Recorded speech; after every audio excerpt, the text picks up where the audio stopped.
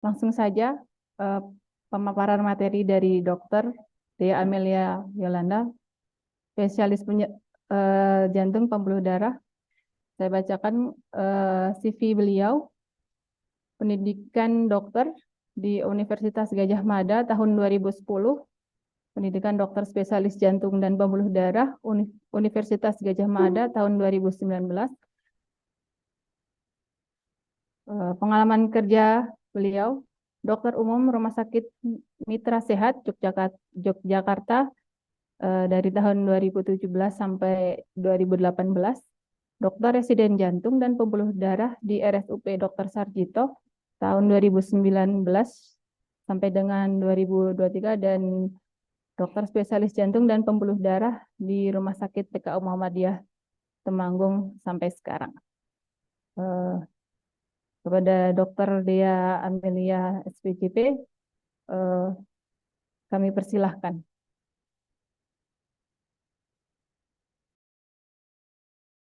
Ya, Bismillahirrahmanirrahim. Assalamualaikum warahmatullahi wabarakatuh. Terima kasih saya ucapkan kepada Bu Mei sebagai moderator yang telah membuka acara pada hari ini. Pada hari ini kita akan membahas mengenai penyakit jantung koroner.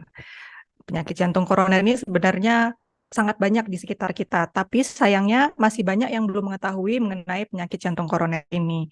Nah, pada sore hari ini kita akan membahas bersama-sama. Nanti apabila dari Bapak dan Ibu sahabat Rumah Sakit Muhammadiyah Temanggung ada yang ingin bertanya, bisa bertanya atau berdiskusi, atau misalnya ingin berkonsultasi secara langsung juga bisa.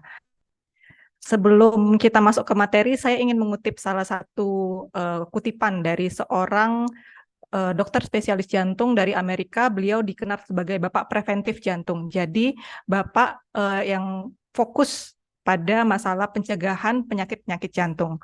Beliau mengatakan bahwa penyakit jantung koroner sebelum usia 80 tahun adalah kesalahan kita, bukan kehendak Tuhan atau kehendak alam. Ini kutipan yang sangat populer dari beliau sebagai Bapak Preventif penyakit-penyakit jantung. Nah, kenapa kita membahas mengenai penyakit jantung koroner? Apa sepenting itu atau sebanyak itu kasusnya? Nah, untuk menjawab pertanyaan itu, kita melihat data berikut. Ini merupakan data penyebab kematian di Indonesia. Di sini diketahui bahwa dari data ini, penyakit jantung itu menempati penyebab kedua terbanyak penyebab kematian di Indonesia. Nomor satunya apa? Nomor satunya adalah stroke. Nah, nomor duanya adalah penyakit jantung. Ini di Indonesia.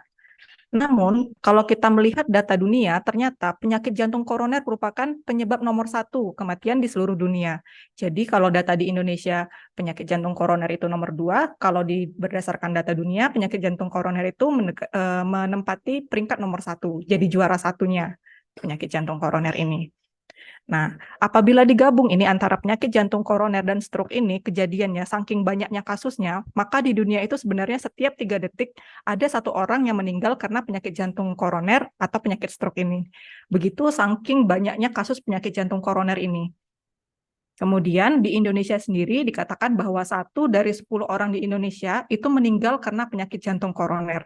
Jadi benar-benar penyakit jantung koroner ini merupakan suatu kasus yang sangat banyak dan sebenarnya sangat akrab di sekitar kita. Karena bayangkan saja kalau berdasarkan data statistik, 1 dari 10 orang itu meninggal karena penyakit jantung koroner. Sebelum kita membahas mengenai koronernya sendiri, kita lihat dulu mengenai jantung. Di mana letak jantung? Di sini kita melihat, misalnya ini ada kacamata tembus pandang ya Bapak Ibu. Nah, di sini dilihat bahwa posisi jantung itu berada di dada tengah, kemudian posisinya sampai ke dada sebelah kiri. Kenapa ini penting? Nanti kita akan bahas. Nah, jantung yang tadi kita lihat pakai kacamata tembus pandang itu, kemudian kita lihat lebih dekat lagi. Nah, ini di sebelah kiri Bapak Ibu bisa melihat ada gambar jantung, kemudian bisa dilihat juga di sini ya, ada pointernya ya. Yang saya tunjuk pointer ini seperti ada parit-paritnya. Nah, di parit-paritnya ini seperti ada kayak gambaran pipa ya Bapak Ibu. Nah, pipanya ini adalah pembuluh darah yang membawa aliran darah memberi makan ke dinding jantung. Pembuluh darah ini namanya adalah pembuluh darah koroner. Jadi pembuluh darah koroner itu adalah pembuluh darah yang memberi makan dinding jantung. Jadi kalau misalnya bahasa gampangnya, kalau misalnya dinding otot jantung itu adalah sawahnya, koroner itu adalah seperti saluran pipanya atau saluran paritnya yang mengairi sawah tersebut biar sawah itu tidak kering, istilahnya tanahnya subur. Nah, itulah pembuluh darah koroner. Nah, sama seperti di sawah yang namanya aliran air itu, sebisa mungkin jangan sampai macet, jangan sampai ada sumbatan, jangan sampai alirannya tidak lancar.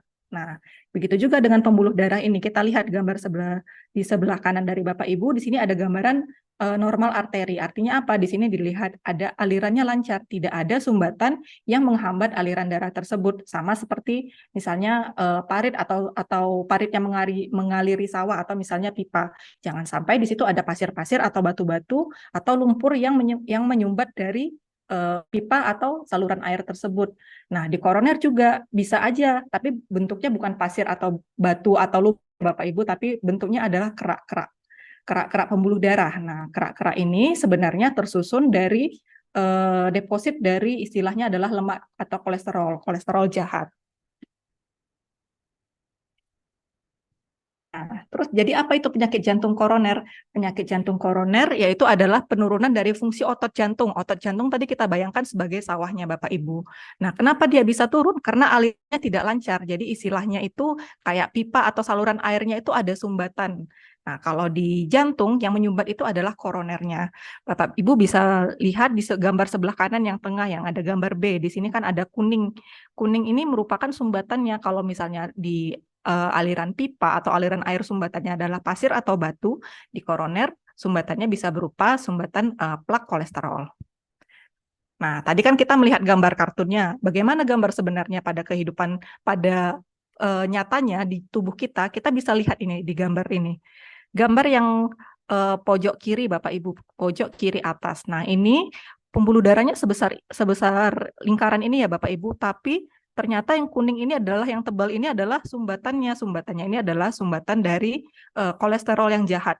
Karena sumbatannya sangat besar, jadinya yang bolong ini, yang tempat alirannya cuma sekecil yang warna hitam ini, sehingga alirannya menjadi tidak lancar. Pada kondisi ini cuma ada istilahnya itu adalah plak jahatnya. Jadi kerak kolesterolnya, kerak pembuluh darah yang kolesterolnya ini masih stabil. Tapi apabila ada suatu kondisi yang menyebabkan plak kolesterolnya itu hancur atau ruptur kita menyebutnya, di situ akan muncul gumpalan darah. Nah, pada saat inilah kondisinya menjadi tidak stabil dan pasiennya bisa merasakan nyeri dada karena awalnya stabil, nyeri dadanya kadang-kadang semenit, 2 menit hilang timbul. Ketika plaknya ini hancur atau kena misalnya pecah, kemudian terbentuk jendalan darah. Nah, ini pasien akan mengalami nyeri yang lebih intens, bisa sampai 20 menit tidak membaik, dengan istirahat juga tidak membaik, seperti itu. Jadi, kondisi tidak stabil disebabkan oleh plak kolesterol ini yang hancur kemudian di atasnya terbentuklah jendalan darah. Nah, ini kita melihat perjalanan. Sebenarnya Bapak Ibu, pembentukan dari plak atau istilahnya kerak dari pembuluh darah itu sudah terbentuk sejak di dekade 3 kehidupan. Ada yang mengatakan sejak usia 10 tahun, ada yang mengatakan sejak usia 25 tahun. Jadi pada orang-orang muda sebenarnya kita nggak boleh menyepelekan. Ternyata di usia 25 tahun pembentukan plak kolesterol itu sudah terjadi. Ini akan berlanjut terus hingga nanti misalnya apabila faktor resikonya misalnya gula darah atau kolesterolnya tidak terkontrol, plak ini makin lama akan semakin tebal, semakin banyak sehingga aliran darah yang mengalir juga semakin sedikit karena istilahnya itu tempat yang mengalir itu semakin kecil. Nah, ketika misalnya sudah signifikan, misalnya sumbatannya lebih dari 60% atau 70%, pasien akan mengeluhkan nyeri dada yang sangat intens yang tidak membaik bahkan dengan istirahat. Nah, kemudian bagaimana dok tanda-tandanya dari orang yang misalnya punya penyakit jantung koroner? Kita menghafal saja gambar ini. Nah, ini ada gambar pasien, gambar seorang bisa laki-laki bisa perempuan gitu sebenarnya itu mengeluhkan nyeri dada yang berlangsung selama 20 menit, bisa terjadi saat istirahat atau bisa juga terjadinya saat aktivitas. Kemudian juga di pasien dengan penyakit jantung koroner itu ada keluhan tambahan. Keluhan tambahannya itu adalah nyeri dada, rasa nyeri dadanya itu seperti tertimpa benda berat. Atau misalnya dadanya terasa panas. Bisa bermacam-macam. Jadi tidak hanya nyeri dada saja, kadang pasien itu datang dengan keluhan juga dadanya terasa panas. Bisa saja seperti itu. Kemudian disertai dengan keringat dingin, ada rasa mual atau nyeri ulu hati, dan rasa terbakar. Nah, kadang pasien datang itu tidak bisa menunjuk. Kita tanya, nyeri dadanya sebelah mana? Pasien tidak bisa menunjuk dengan satu jari, tapi pasien bisa menunjuk dada tengah atau dada kiri. Nah, sebenarnya nyeri dadanya tidak hanya di dada tengah atau dada kiri, ada beberapa tempat lain lokasi nyeri yang kita bisa sugestif. Ini jangan-jangan suatu serangan jantung atau penyakit jantung koroner. Di mana lokasinya? Nah, kita bisa lihat di sini. Lokasi-lokasi nyeri dada pada orang-orang dengan penyakit jantung koroner atau serangan jantung bisa terjadi misalnya di belakang tulang dada atau menjalar ke leher sampai ke rahang, atau nyerinya itu menjalar dari dada kiri kemudian menjalar ke lengan kiri juga bisa, atau malah keluhannya itu sampai nyerinya itu ke ulu hati. Kadang sampai salah kira, oh ini saya nyeri lambung, ternyata itu adalah suatu serangan jantung. Itu adalah sering terjadi Bapak Ibu. Kemudian nyeri dadanya juga sering muncul sampai ke punggung. Jadi datang dengan nyeri dada tembus ke punggung, rasanya seperti tertindih, kita bisa curiga bahwa itu adalah penyakit jantung koroner. Kalau misalnya memang tidak membaik dengan istirahat, kemudian durasinya lebih dari 20 menit, bisa aja itu adalah suatu kondisi serangan jantung. Nah, terus bagaimana? Kenapa kok ada orang yang istilahnya usia 40 sudah kena serangan jantung, ada orang yang usia sampai 50-60 juga sehat-sehat saja. Ternyata ada beberapa faktor resiko yang menyebabkan seseorang itu lebih rentan terkena penyakit jantung koroner. Nah, faktor resiko itu kita bagi dua. Yang pertama, faktor resiko yang tidak dapat dimodifikasi, istilahnya itu ya memang sudah bawaan, misalnya usia, jenis kelamin. Biasanya penyakit jantung koroner memang lebih sering menyerang pada laki-laki dibandingkan perempuan. Namun ketika perempuan itu sudah menopause, kemungkinan terjadinya penyakit jantung koroner antara laki-laki dan perempuan itu sama. Tapi ketika perempuan itu masih pada usia produktif, maka memang lebih tinggi resiko kejadian penyakit jantung koroner itu pada laki-laki dibandingkan pada perempuan. Kemudian keturunan ras di sini adalah pasien orang-orang Amerika Afrika itu lebih sering untuk mengalami penyakit jantung koroner. Kemudian faktor resiko yang dapat dimodifikasi. Dimodifikasi ini adalah maksudnya kita masih bisa mengubah yang sesuatu yang istilahnya masih bisa kita hindarkan sehingga kita tidak terkena penyakit jantung koroner. Apa saja itu? Yang pertama merokok. Kedua, kolesterol yang tinggi atau kita sebut dengan dislipidemia. Yang ketiga, tensi yang tinggi. Yang keempat adalah kencing manis atau diabetes mellitus. Kemudian obesitas, stres, konsumsi alkohol berlebih. Nah, faktor resiko yang dapat dimodifikasi ini kita bisa menghindari. Dengan menghindari faktor resiko yang dapat dimodifikasi ini, kita bisa menghindari juga kejadian penyakit jantung koroner. Jadi ada 5 ya Bapak Ibu. Selain yang pertama adalah jangan lupa tensinya diatur, kemudian kencing manis yang menyebabkan faktor risiko, hipertensi, kemudian diabetes mellitus atau kencing manis. Yang ketiga adalah dislipidemia atau kolesterolnya yang tinggi. Yang keempat adalah faktor risiko keluarga atau genetik. Yang kelima adalah merokok kalau pada laki-laki atau menopause pada perempuan. Jadi 5 faktor risiko ini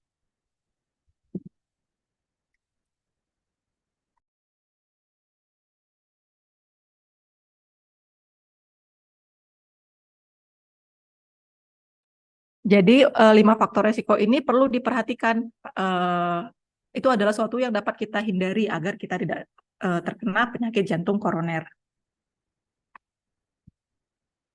Kemudian, bagaimana misalnya ada tetangga kita atau di depan mata kita, entah itu saudara atau misalnya kerabat yang mengalami serangan jantung. Apa yang harus kita lakukan apabila kita melihat di depan kita ada seseorang yang mengalami serangan jantung? Ini perlu dilihat karena apa yang kita lakukan itu dapat menyelamatkan nyawa orang lain. Yang pertama, apabila kita melihat pasien dengan kecurigaan ada serangan jantung, pertama baringkan pasien dengan posisi setengah duduk dan segera dibawa ke IGD.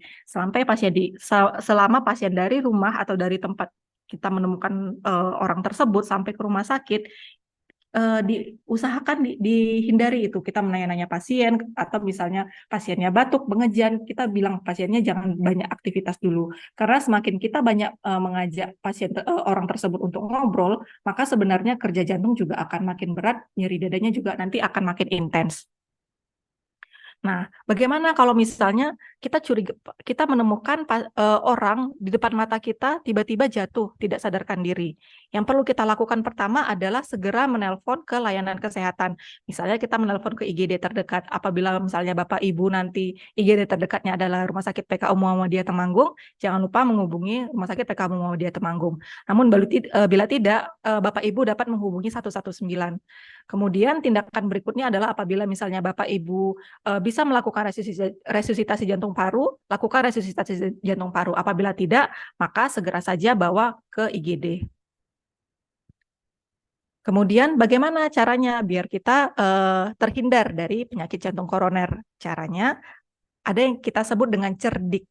CERDIK. C adalah cek kesehatan secara rutin.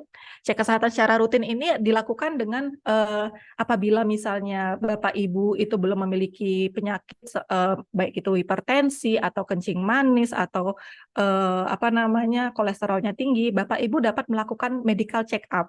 Medical check up ini dapat dilakukan 1 kali setahun untuk melihat nanti faktor resiko apa yang ada pada Bapak Ibu, dan apabila memang ada kelainan nanti dapat diterapi dengan segera sehingga tidak jatuh ke kondisi yang lebih berat, misalnya jatuh menjadi kondisi penyakit jantung koroner. Kemudian yang kedua, dari cerdik itu huruf kedua adalah E. E itu adalah nyahkan asap rokok. Kalau Bapak Ibu saat ini merokok, hentikan merokok. Kalau tidak merokok, tetap berhenti, tetap jangan pernah mencoba untuk merokok. Gitu. Kemudian cerdik huruf yang ketiga adalah R. R itu adalah rajin aktivitas fisik, jangan lupa berolahraga. Olahraga di sini bukan harus olahraga yang berat Bapak Ibu. Bapak Ibu bisa jalan kaki selama 30 menit itu 5 kali paling tidak dalam seminggu. Jadi Bapak Ibu tidak harus olahraga yang sampai yang terlalu berat, yang misalnya Bapak Ibu harus ke gym, seperti itu tidak. Bapak Ibu cukup dengan jalan. Cukup dengan jalan minimal 30 menit sehari, itu paling tidak seminggu itu 5 kali. Nah, itu bisa mencegah untuk terjadinya penyakit jantung koroner. D, huruf keempat adalah D. Nah, D ini adalah diet yang seimbang. Kemudian I adalah istirahat yang cukup. Istirahat yang cukup di sini adalah 7-8 jam.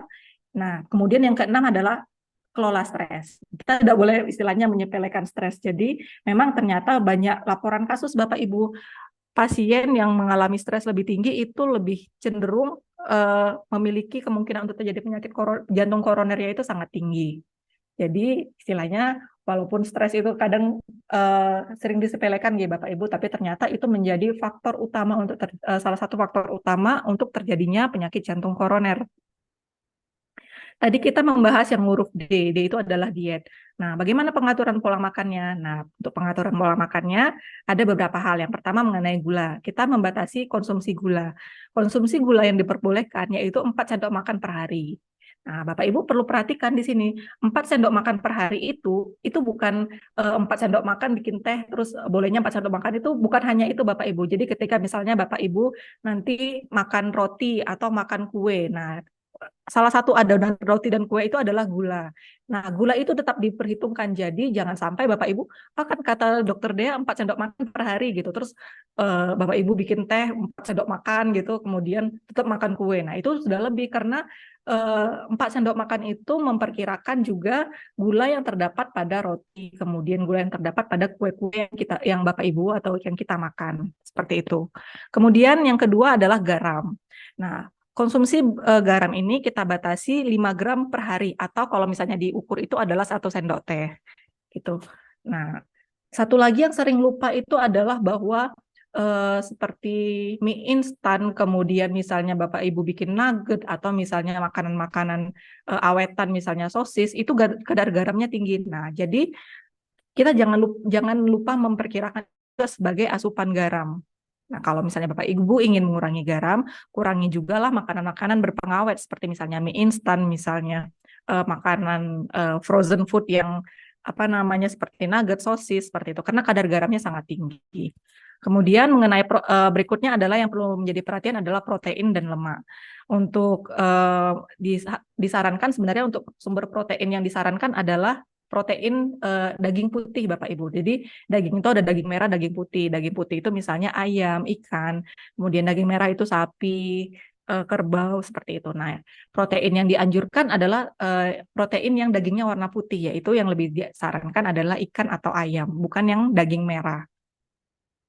Kemudian berikutnya adalah buah-buahan dan sayuran. Nah, ini kadang kita sering menyepelekan juga ya Bapak Ibu, buah-buah dan sayuran kadang kita sering tidak suka, padahal itu penting. Mengapa? Bahkan disarankan sebenarnya dari Kementerian Kesehatan itu untuk konsumsi buah dan sayuran itu sebanyak 5 porsi atau sekitar setengah kilo, 500 gram untuk sekali makan.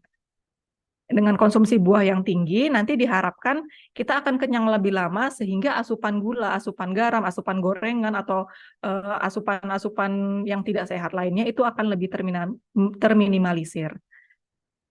Jadi jangan lupa asupan gula itu adalah 4 sendok makan maksimal, asupan garam itu 1 sendok teh maksimal, kemudian jangan lupa protein yang disarankan adalah protein dari daging-daging putih seperti misalnya ikan atau ayam. Nah, demikian yang dapat saya sampaikan Bapak Ibu. Apabila nanti Bapak Ibu ada yang ingin bertanya atau diskusi atau malah konsul atau malah misalnya mau curhat juga nggak apa-apa Bapak Ibu, silakan dipersilakan. Demikian saya kembalikan ke Bu Metina.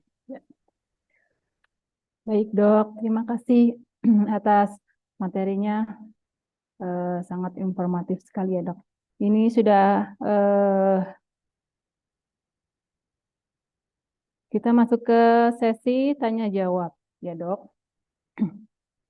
Ini sudah ada pertanyaan dari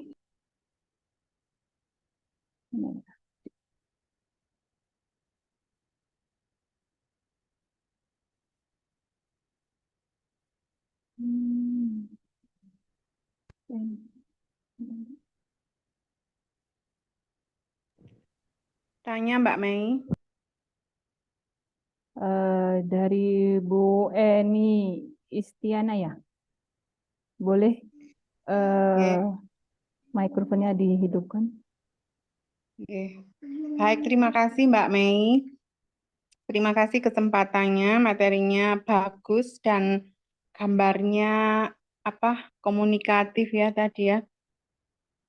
Saya bertanya ini yang pertama, bagaimana mekanisme stres ini meningkatkan kejadian jantung koroner, dokter. Kemudian yang kedua, Bu Eni. Terdengar boten?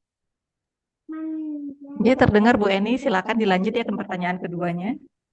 Yang kedua, ini kenapa sering kali gitu ya, dulu saya pernah menangi beberapa kali gitu kok, beberapa pasien yang terkena serangan jantung itu dalam kondisi mereka itu sedang pakai baju olahraga, jadi sepertinya kan sehat gitu ya dok, ternyata sampai dibawa ke UGD itu dalam kondisi ya serangan gitu. Kenapa? Apakah itu memang menjadi olahraga itu faktor resiko atau bagaimana, atau hanya kebetulan saja? Ngoten dokter, terima kasih. Oke, baik, terima kasih Bu Eni atas pertanyaannya. Ini pertanyaannya bagus sekali Bu Eni. Saya menjawab pertanyaan pertama terlebih dahulu Bu Eni mengenai mekanisme bagaimana stres itu bisa menyebabkan penyakit jantung koroner. Nah, jadi sebenarnya penyakit jantung koroner itu disebabkan oleh ketidakseimbangan antara kebutuhan jantung dengan terhadap oksigen dengan suplainya. Nah, misalnya gini, bahasa gampangnya kalau misalnya sawah, antara air yang dibutuhkan sawah itu untuk agar sawah itu subur dengan asupan airnya atau misalnya air yang melalui saluran pipanya itu enggak cukup. Nah, itulah muncul di mana muncul kalau misalnya di jantung muncul gejala penyakit jantung koroner atau misalnya nyeri dada seperti itu. Nah, Di sini stres itu berpengaruh terhadap respon simpatis namanya. Nah, respon simpatis itu adalah suatu respon tubuh yang sifatnya adalah neurohormonal, jadi dipengaruhi oleh fungsi saraf dan juga fungsi hormon yang membuat kita meningkatkan semua fungsi metabolisme. Misalnya, denyut nadi meningkat dan tensi meningkat. Denyut nadi dan tensi yang meningkat ini ditambah dengan adanya hormon stres yaitu kortisol, itu menyebabkan stres pada dinding pembuluh darah atau kita sebutnya dengan SIRS. Nah, shear stress. Shear stress itu adalah stres yang disebabkan adanya aliran darah yang tinggi bergesekan dengan dinding pembuluh darah. Hal ini menyebabkan istilahnya itu kerusakan pada dinding pembuluh darah. Nah, itu stres itu bukan hanya sebagai faktor tunggal. Kejadian untuk penyakit jantung koroner. Umumnya pasien itu memang sebelumnya sudah ada dengan diabetes mellitus atau dengan hipertensi atau diabetes mellitus maksud saya adalah kencing manis, ada sudah dengan kencing manis, dengan tensinya yang tinggi atau dengan kolesterolnya yang tinggi, semua hal itu menyebabkan kerusakan pada pembuluh darah. Kerusakan pembuluh darah bertahap. Suatu saat ketika orang tersebut stres, di mana ternyata aliran darahnya makin tinggi, shear stresnya makin tinggi, maka kerusakan itu yang awalnya plaknya menjadi stabil, kalau kita melihat tadi ada gambarnya, pasien itu sebelumnya sudah memiliki, ya, seperti ini yang warna kuning yang saya tunjuk ini, pasien itu sebelumnya sudah memiliki plak. Tapi ketika terjadi kondisi stres, plaknya yang awalnya stabil menjadi tidak stabil, di mana kemudian pecah dan menyebabkan terbentuknya gumpalan darah. Nah, gumpalan darah ini, atau kita sebelumnya trombus ya, trombosis.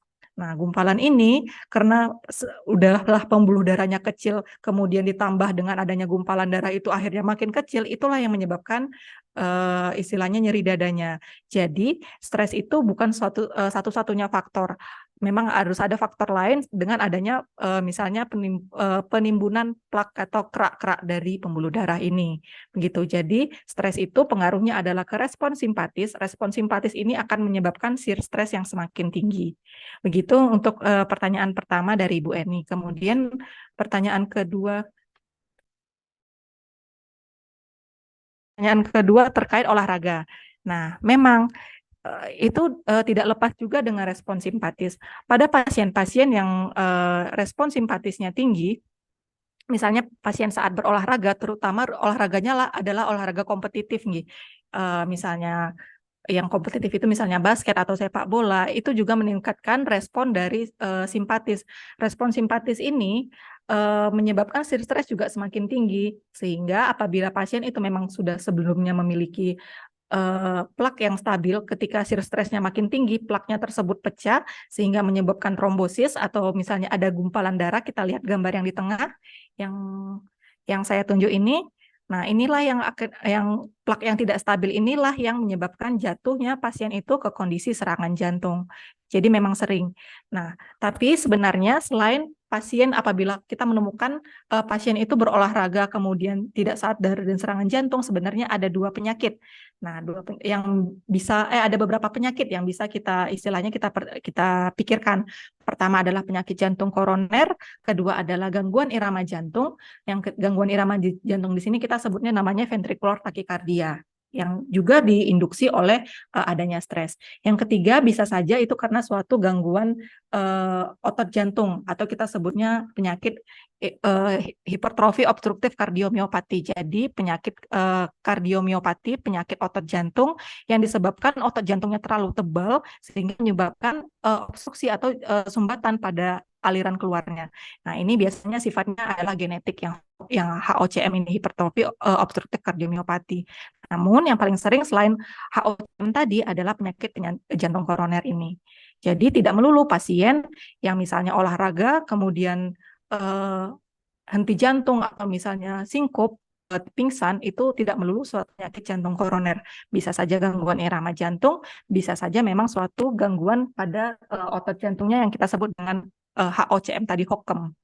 Demikian Ibu Eni, apabila misalnya masih ada yang ingin ditanyakan, silakan Ibu. Terima kasih dokter, penjelasannya sangat menggambarkan. Terima kasih sekali lagi. Oke, sami-sami terima kasih Ibu Eni atas pertanyaannya yang sangat baik Ibu. Selanjutnya, ini Dok ada pertanyaan lagi dari Ibu Farida Adiningrum. Assalamualaikum. Apa yang harus dipersiapkan untuk wanita yang usianya hampir menopause agar tidak terkena penyakit jantung koroner? Silakan, Dok. Ya, terima kasih Ibu Farida atas pertanyaannya. Ini juga pertanyaan yang sangat bagus sekali, Nggih. Nah, memang terkait usia ini adalah suatu faktor resiko yang tidak bisa kita kendalikan, Ibu. Memasuki usia menopause itu memang suatu faktor resiko yang tidak bisa kita kendalikan. Yang bisa kita lakukan adalah mengendalikan faktor resiko lain. Faktor resiko lain tadi saya tunjukkan di slide-nya. Faktor resiko lain itu ada yang di kotak warna ungu, Ibu. Nah, jadi walaupun kita tidak bisa mengendalikan usia, itu kan sesuatu yang tidak bisa kita kendalikan, jenis kelamin juga sesuatu yang tidak bisa kita kendalikan. Nah, tapi kita bisa mengendalikan tensi harus kita jaga jangan sampai tinggi. Gimana caranya? Dengan mengurangi makan makanan yang bergaram tinggi atau makanan-makanan yang berpengawet tinggi. Tensi. Kemudian yang kedua, kita bisa mengendalikan jangan sampai kita jatuh ke kondisi kencing manis atau diabetes mellitus. Bagaimana caranya? Dengan cara mengurangi asupan-asupan gula. Kadang itu kita nggak sadar asupan gula, dikira asupan gula itu hanya dari teh manis. Ternyata tidak. Roti putih atau roti bukan hanya roti putih, sebagian besar roti itu memiliki indeks glikemik yang tinggi, apalagi roti putih itu memiliki kadar gula yang sangat tinggi. Nah, itu perlu kita perhatikan, jangan sampai kita menganggap biasa saja makan roti, ternyata itu malah istilahnya dapat menginduksi terjadinya diabetes mellitus. Kemudian yang ketiga, kolesterol, kita jangan sampai juga kolesterolnya tinggi. Kolesterolnya tinggi dengan cara mengurangi makan makanan tadi yang santan, berlemak, kemudian goreng-gorengan dikurangi. Nah, apabila kita memiliki salah satu dari itu, entah kita memiliki tensi yang tinggi atau diabetes mellitus atau misalnya memiliki kolesterol yang tinggi, yang berikutnya kita lakukan selain mengatur gaya hidup yang makanan yang kita pantang tadi adalah jangan lupa untuk teratur berobat dan minum obat. Nah, itu sangat penting. Jadi kalau misalnya kita sudah terkena penyakitnya, kita bisa rutin berobat di sini adalah sekali sebulan paling tidak minimal. Kemudian apabila kita belum terkena, kita bisa melakukan medical check up dulu gitu. Jangan sampai kita nggak sadar tiba-tiba kita nggak sadar ternyata kita memiliki gula darah yang tinggi, misalnya memiliki diabetes mellitus. Medical check up yang disarankan adalah 1 kali setahun, itu minimal. Medical check up juga bisa dilakukan di rumah sakit kita, nggih Bapak Ibu, baik itu nanti untuk mengecek faktor resiko metabolik seperti tadi, mengecek tensi yang tinggi, kemudian melihat fungsi jantung juga bisa nanti dilakukan EKG, rekam jantung, kemudian kita bisa melakukan treadmill dan juga bisa melakukan ekokardiografi. Demikian Ibu Farida atas pertanyaannya. Mungkin kalau Ibu Farida ingin bertanya lagi, kami persilahkan.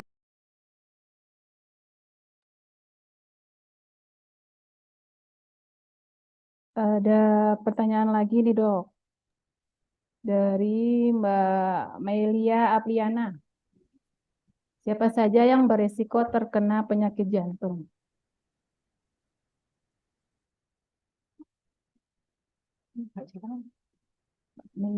Terima kasih Mbak Mei atas pertanyaannya. Nah, orang yang beresiko memiliki penyakit jantung, gampangannya ada 5, Mbak Mei. Yang pertama adalah orang-orang yang memiliki tensi yang tinggi atau hipertensi. Yang kedua adalah orang-orang yang memiliki gula darah yang tinggi atau kita sebutnya diabetes mellitus. Yang ketiga adalah orang-orang yang memiliki kadar kolesterolnya tinggi, jadi kolesterol jahat yang LDL atau trigliseridnya tinggi. Nah, yang keempat adalah orang-orang yang merokok. Kemudian yang kelima adalah faktor resikonya adalah genetik, jadi memiliki riwayat keluarga yang sebelumnya memang ada penyakit jantung koroner. Sebenarnya 5 hal tersebut adalah faktor risiko untuk terjadinya penyakit jantung koroner. Satu saja dari 5 itu ada, berarti resiko untuk mengalami penyakit jantung koronernya itu akan meningkat. Kemudian ada penelitian lebih lanjut ternyata selain 5 itu ada lagi, misalnya konsumsi alkohol berlebih, kemudian stres, dan obesitas. Namun yang menjadi faktor utamanya adalah 5 hal tersebut, 5 hal yang tadi Mbak Mei. Demikian Mbak Mei, kalau misalnya memang ada yang ingin ditanyakan lagi, silakan.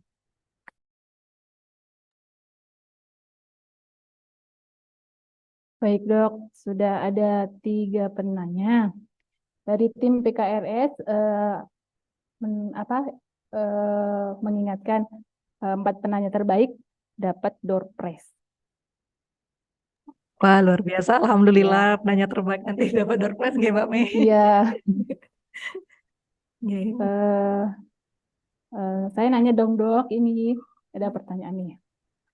Bedanya rasa sakit karena mah sama jantung itu bedanya di mana sih dok? Iya, baik, terima kasih pertanyaannya Mbak Metina. Nah, memang pada beberapa pasien itu datang dengan keluhan nyeri ulu hati. Jadi nyeri ulu hati, kemudian rasanya sama, rasanya panas, kemudian tertindih juga. Kita ragu-ragu ini, apakah ini mengarahnya ke suatu penyakit jantung koroner atau ini problem dari mahnya, dari lambungnya, seperti itu. Nah, bagaimana cara membedakannya? Nanti kita lihat dulu gejalanya. Gejalanya itu apabila memang dari jantung, umumnya rasanya seperti tertindih dan panas itu bisa dan menjalar. Nah, jangan lupa kadang dia rasanya menjalar, menjalarnya ke lengan kiri, kadang juga ke lengan kanan nggak bisa, tembus ke punggung, naik ke rahang, seperti itu bisa. Kemudian masalah mual muntah, dua-duanya bisa saja ada mual muntah. Kadang kita mikir kalau makan saluran cerna, kalau saluran cerna berarti ada mual muntah. Tapi ternyata di penyakit jantung koroner pun bisa juga datang dengan keluhan mual muntah. Kemudian jangan lupa juga ditanyakan faktor resikonya. Kira-kira orang ini ada nggak faktor resiko? Ada tensinya tinggi, atau kencing manis, atau kolesterolnya tinggi, atau riwayat keluarganya, atau pasien ini merokok. Jika misalnya ada faktor resiko salah satu aja dari 5 yang tadi kita sebutkan, yang kita bahas, maka ada nih kemungkinan ke arah penyakit jantung koroner. Untuk membuktikannya berikutnya adalah kita lakukan rekam jantung. Nah, Bapak Ibu, kalau misalnya memang ragu ini saya sakit lambung, sakit mah, atau saya ini kena serangan jantung ya, Bapak Ibu bisa langsung ke rumah sakit. Kalau misalnya Bapak Ibu tinggal di dekat rumah sakit PKU Muhammadiyah Temanggung, bisa langsung ke IGD, nanti akan dilakukan rekam jantung. Dari rekam jantung itu nanti kita bisa sedikit membedakan apakah ini dari jantung atau dari lambung. Demikian Mbak Mi. Ya, baik dok. Ini kan masih banyak pertanyaan karena waktunya terbatas ya dok. Jadi yang belum terjawab pertanyaannya, silakan bisa berkonsultasi langsung kepada sama dokter Dea Poli Jantung, buka hari Senin sampai dengan Sabtu pukul 8 sampai dengan 14. Saya kira sudah cukup ya dok, ini diskusi kita hari ini ya dok. Mbak Mai, Mohon maaf tanya apabila satu bisa nggak, Mai? Mbak, selama halo Mbak, bisa nggak tanya satu Mbak? Nggih, Satu pertanyaan lagi, nggih, monggo, dokter. monggo. Iya, Nggih, mohon monggo. maaf dokter kalau pertanyaan saya tidak pada topik.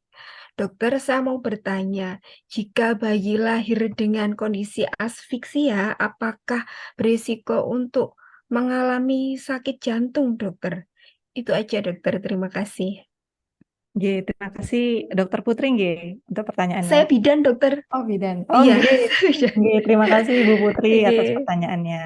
Nah, sebenarnya kondisinya terbalik Ibu Putri. Jadi, pasien asfiksia kemudian resiko untuk penyakit jantung bukan seperti itu, tapi dibalik. Pasien yang memiliki penyakit jantung di sini adalah dalam konteks penyakit jantung bawaan, itu memiliki resiko untuk terjadinya asfiksia saat lahir. Demikian. Tapi kejadian yang sebaliknya di mana asfiksia kemudian menjadi penyakit jantung itu sangat jarang terjadi. Nah, eh, penyakit jantung yang Ibu Putri maksudkan di sini apakah penyakit jantung koroner atau penyakit jantung bawaan? Kita perlu bedakan lagi. Apabila misalnya yang dimaksudkan dengan Ibu Putri adalah penyakit jantung koroner, itu sebenarnya sangat istilahnya kecil kemungkinan asfiksia kemudian menjadi penyakit jantung koroner, itu sangat jarang. Nah, apabila yang dimaksud Ibu Putri dengan adalah asfiksia kemudian menjadi penyakit jantung bawaan, itu tidak terjadi, tapi yang terjadi adalah sebaliknya, yaitu penyakit jantung bawaan menyebabkan bayi tersebut lahir dengan asfiksia. Demikian Ibu Putri, mungkin kalau misalnya masih ada yang mau ditanyakan, silakan. Oke, dokter, terima kasih sudah cukup. Ya, terima kasih Ibu Putri. Berikutnya saya kembalikan ke Mbak Mei. Ya, baik dok. kita pengumuman dulu ya. Pengumuman dulu yang pemenang untuk penanya terbaik. Pemenang pertamanya, sebentar.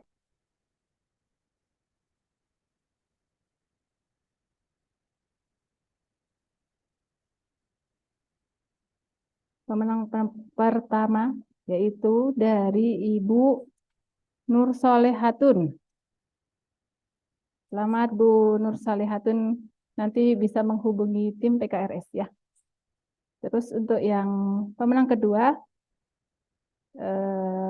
jatuh pada Ibu Eni Istiana. Silakan bisa menghubungi tim PKRS untuk hadiahnya.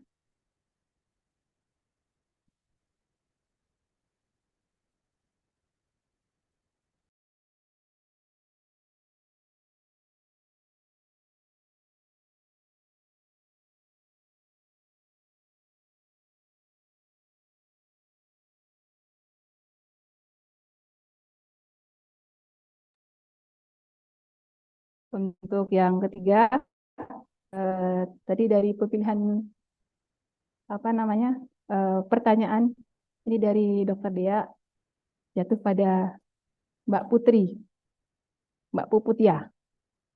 Ya, terima Baik, kasih. karena waktu sudah menunjukkan pukul 7 dan sudah masuk waktu Isya, kita akhiri ya Dok, diskusi hari ini ya Dok. Apabila ada yang mau diskusi, boleh ke Polijantung langsung. Gitu.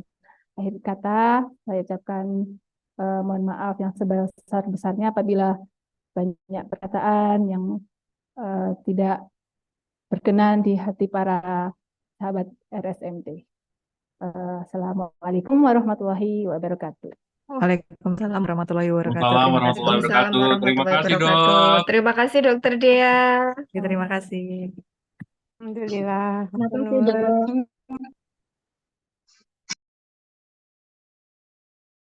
Terima kasih semuanya.